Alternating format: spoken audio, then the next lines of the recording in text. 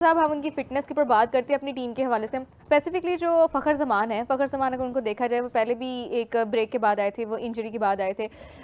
Thyroid वो patient हैं, तो क्या थायराइड के पेशेंट की हड्डियों पे या फिर कोई आम बंदे की निस्बत कोई ज़्यादा इफ़ेक्ट होता है जिसकी वज़ह से मे बी वो अपने फुल पोटेंशियल को परफ़ॉर्म नहीं कर पा रहे? नहीं, बेसिकली तो बात ये है कि पोटेंशियल है या नहीं है। हुँ, हड्डियों पे तो बात बात में जाएगी ना। मतलब एक बंदा जो 100 से ज़्यादा हुँ, मैचेस खेल चुका है, उसकी एवरेज क्या है? ठीक है। थायराइड की जो आप बात करें, हाइपर थायराइड में ये होता हुँ, है कि हुँ, ऑस्टियोपोरोसिस होता है। मगर उसको आप सप्लीमेंट कर सकते हैं मेडिसिन से। हुँ, आप उसे थायरॉक्सिन दे सकते हैं, आप उसे बोन सप्लीमेंट्स दे सकते हुँ। हैं। आप बैड परफॉर्मेंस को टोटली थायराइड पे ब्लेम नहीं, नहीं ये कर नहीं कि सकते। उनकी प्रॉपर बैड परफॉर्मेंस है क्योंकि पूरे टूर्नामेंट में वही तो काम कर रहे नहीं, हैं हमारी मगर टीम आप में, आप लेकिन एक आप, एक एज क्या मिल देखिए जाता है। देखिए जो इम्पोर्टेंट चीज़ है ना, वो हुँ। ये है कि हमारे पास एक पूल नहीं है प्लेयर्स क्या का। इससे कोई मेंटल ब्लॉक या फिर इस मेंटल तरह की ब्लॉक कोई कोई नहीं है, नहीं नहीं, कोई भी मसला नहीं। आता है? थायराइड से कोई रिलेशन नहीं है मेंटल ब्लॉक का। हुँ, वो आपकी थोड़ी सी मसल्स की और बोन्स की फटीग है, उससे आप कंपनसेट कर सकते हैं मेडिसिन से। वो तो इतना बड़ा इशू नहीं है, मतलब हुँ। एक्सक्यूज नहीं है फॉर बैड परफॉर्मेंस। अच्छा डॉक्टर साहब अगर हम देखें कि ये हमारी टीम ख़ास तौर पे देखते हैं बेशक उनके पास प्रॉपर एक टीम मौजूद है जो उनको इस हवाले से गाइड भी करती है, लेकिन क्या मसला है? क्या न्यूट्रिशन की कमी है? क्या इशू है कि अगर हम शॉट लगाते हैं तो वो बाउंड्री क्रॉस करना मुश्किल हो जाता है उस बॉल के लिए भी, इखलाकी तौर पे बॉल रुक जाती है बाउंड्री से थोड़ी देर पहले? वो बेसिकली जो है ना, इनका मेंटल स्ट्रेंथ की बात है। हुँ, मतलब इनमें मुझे तो कहीं भी, मतलब एक हुँ, ऑस्ट्रेलियन टीम थी ना जिस वक्त मार्क वॉ स्टीव वॉ खेलते थे, उस वक्त उनमें एक प्लेयर भी जो था वो मैच जितवा सकता था। हुँ, वो तब से लेके अब तक यही बात हो रही है कि मेंटल स्ट्रेंथ होनी चाहिए, टीम की मेंटल स्ट्रेंथ होनी चाहिए हुँ, हर प्लेयर में। अब जावेद मियांदाद, इमरान खान का खैर उनको तो नहीं, जावेद मियांदाद जो है वो अकेले भी मैच जितवा देते थे। ठीक हुँ, है, मेंटल स्ट्रेंथ थी ना उनकी। हुँ। इनमें तो मतलब 20 ओवर मैच में भी आप मेंटल क्या मेरे ख्याल से हमारी टीम में फिजिकल स्ट्रेंथ की भी फिजिकल तो बात की बात है ना। की पहले कमी तो है। मैम एक प्रोफेशनलिज्म होना चाहिए, एटीट्यूड हुँ, होना चाहिए ना आपका, बिल्कुल। उसके मुताबिक। और वो जाहिर है उनके इनको ग्रूम करने के लिए सप्लीमेंट्री सपोर्ट तो भी फिर होनी इस चीज़ के चाहिए। लिए क्या ज़रूरी है? कितनी देर लगेगी इनको अपनी इस मेंटल हेल्थ को ग्रूम करने में? मेरी तो यूथ क्या गुजर गई स्पेसिफिक ये हमारे एक्सपेक्ट करते हैं होने कि चाहिए? हमारी टीम की मेंटल स्ट्रेंथ हो। हुँ, बहुत से प्लेयर्स आए, बहुत से चले गए, हुँ, मगर मेंटल स्ट्रेंथ नहीं आई। प्लेयर्स आए गए, चले गए, मेंटल स्ट्रेंथ नहीं आती। हुँ, सिंपल सी चीज़ है, उसके लिए आपको लोग रखने पड़ेंगे। अब तो हर चीज़ साइंटिफिक हो गई है ना। बिल्कुल। टैलेंट के साथ ग्रूमिंग भी है ना। हुँ, मतलब वसीम अकरम एक रॉ टैलेंट था ना, उसको आपने ग्रूम किया, वर्ल्ड क्लास बॉलर बना। हुँ, ठीक है, मगर उसके साथ आपकी ग्रूमिंग भी होनी चाहिए। एवरेज प्लेयर्स भी हैं ना कई, उनके लिए मेंटल स्ट्रेंथ होनी चाहिए, उनके लिए ग्रूमिंग होनी चाहिए। हुँ, उससे आपको रिजल्ट्स नजर आते हैं। अभी भी आपको बाकी टीमों में बड़े बड़े एवरेज प्लेयर्स नजर आते हैं, ओवर द ईयर्स ग्रूम हुए और वो अब बड़े वर्ल्ड क्लास प्लेयर्स बन गए। तो वो हमारी टीम में नज़र नहीं आता, हुँ, हमारी टीम में वो चीज़ नज़र नहीं आती, ना किसी की वो प्रायोरिटी। बिल्कुल। अच्छा हाफ़िज़ साहब अगर हम बात करें कि जैसे अज़लान अभी कह रहे थे कि साइम को ड्रॉप किया जा सकता है कि तो क्या साइम को ड्रॉप करके हम वापस किसी और की एंट्री हो सकती है हमारी टीम में? हसन नवाज़ को वापस लाया जा सकता है? ये एक अच्छा है?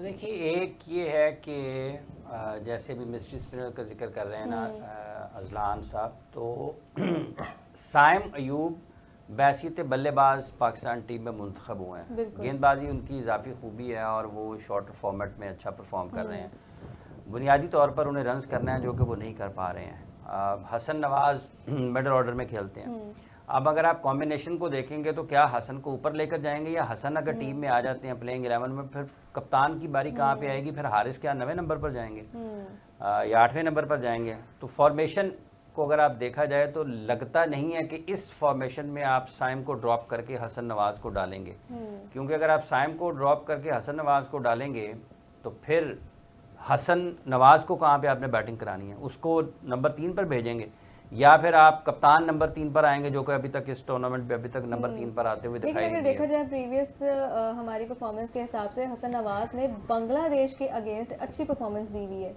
देखिए, डिपेंड करता है ना, पिचेस क्या है, सरफेस क्या मिल रहा है। अगर बिल्कुल। तो आपको ट्रू पिच मिल रही है तो हसन नवाज़ ज़्यादा बेहतर खेलेंगे। हुँ, यहाँ पर पिचेस मुख्तलिफ हैं, अडेप्टेशन और उनकी अभी कोई इतनी हुँ, ज़्यादा इंटरनेशनल क्रिकेट भी नहीं हुई है, और हुँ, उनके पीछे को बहुत बड़ी फर्स्ट क्लास क्रिकेट, या उनके को 4 5 6 सीज़न हैं भी नहीं है। हुँ, सो ये सरफेस का बड़ा अमल दखल है, आपकी प्लेयर्स की जो स्किल्स हैं उनका बहुत अमल दखल है कि आप किस अब जैसे तरीके आप से। बात कर रहे हैं पिच की, तो क्या आपको लग रहा है कि हमारी जो टीम है, हमारे जो प्लेयर्स हैं, वो पिच को सही तरीके से रीड नहीं कर पा रहे as compared to other teams के? उनसे खेला नहीं जा रहा है। रीड करने का इशू नहीं है, इशू ये है कि आपको उतनी अच्छी क्रिकेट खेलना आती है या नहीं आती है। अब ये नहीं कहा जा सकता कि साइम खेल नहीं सकते, लेकिन जिस अंदाज से वो आउट हो रहे हैं 3-4, ये छोटे छोटे जो किरदार हैं ना, ये खिलाड़ियों की तवज्जो को तकसीम करते हैं। अब अगर उसको ये लगे यार मैंने 3 आउट कर लिए तो मैं तो टीम में रह जाऊंगा, बुनियादी तौर पर उसका काम है रन्स करना, ठीक है। वो जिस तरीके से आउट हो रहे हैं वो कंसर्न है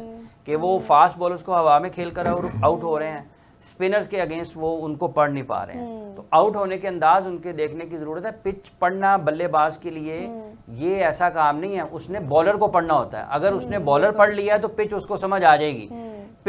बॉलर ने करना है ना बॉल, अगर वो स्पिनर का बुनियादी तौर पर स्पिनर का कि वो राइट आर्म लेग स्पिनर अगर आपको बॉल कर रहा है वो गुगली होनी है या लेग स्पिन होनी है, अगर आप उसको पढ़ लेंगे तो पिच ने आपको क्या कहना है, उसने तो उसके ऊपर गिर के लेफ्ट राइट ही होना है ना, अंदर बाहर होना है। तो बॉलर्स को पढ़ने का मसला है, अगर वो पढ़ लेंगे बेहतर अंदाज में तो पिच के ऊपर भी रन्स कर लेंगे। सही।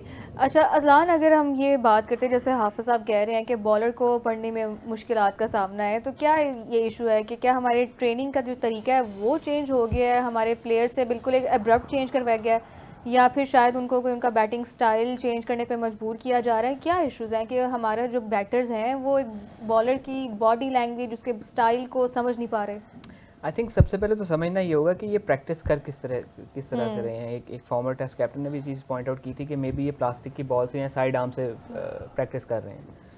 सो देखना ये होगा कि आप वो प्रॉपर नॉर्मल स्पिन बॉलर्स के थ्रू तो ये स्पेसिफिकली मेरा जो क्वेश्चन है ये साइम अयूब की तरफ ही वही इशारा ना है, कि क्योंकि टोटल 5 मैचेस में 3 पे तो वो डग पे आउट हो गए और फिर 27 रन। दो चीज़ें होती है ना कि एक तो वो होता है जो आपको प्लान कोच देता है ऑन योर प्रैक्टिस डे कि आप सब ने आना है पहले नंबर पे, इस नेट के अंदर जो फास्ट बॉलर्स लगे हुए हैं यहाँ पे ये बैटर बैटिंग करेंगे, फिर इस पे ये वाले जाएंगे, तीसरे पे ये जाएंगे, पावर हिटिंग पे ये लोग जाएंगे, देन वो स्विच होते रहते हैं।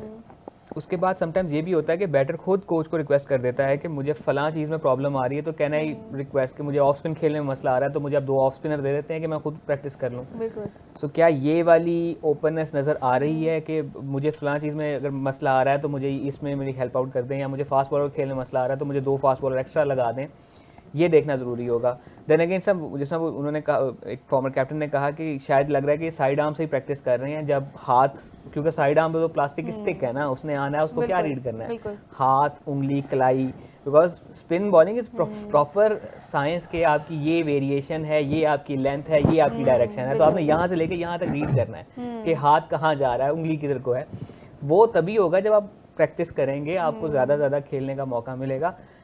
अब जब आप विकेट पे टिक ही नहीं रहे तो बॉल आपने क्या रीड करना है, वो चीज़ आपको नेट में आती है। हाँ, वहाँ पे ये भी आ जाती है कि क्या आप उतनी प्रैक्टिस कर रहे हैं जितनी आपके लिए एडिक्वेट है। Because I recently work with David Warner, वो आते थे अपनी 18-20 गेंदें खेलते थे, खुदा हाफिज़ के मुझे इतनी ही ज़रूरत थी कि मैंने 4 ओवर की तैयारी कर ली and I am okay with that. एक प्लेयर को पता होना चाहिए, एक प्लेयर को पता होना, कई ऐसे प्लेयर्स भी थे कि जिनको फिर बाद में मस्जिद में ऐलान करवा के नेट से निकलवाना पड़ता था कि भाईजान आ जाओ, मगरिब हो चली, अब हमने वापस भी जाना है। वो नेट में एक दफ़ा गए तो बाहर आने का नाम नहीं ले रहे।